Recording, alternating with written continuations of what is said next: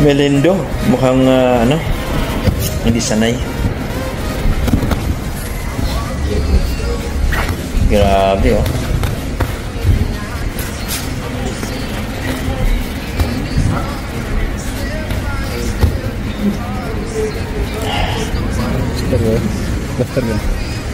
Grabe.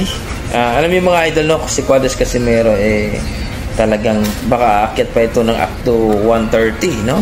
Kasi lakihin si Cuadras Casimero 122 siya ngayon, so maaari, pwede mag-champion dito sa 122, tapos 126, pwede.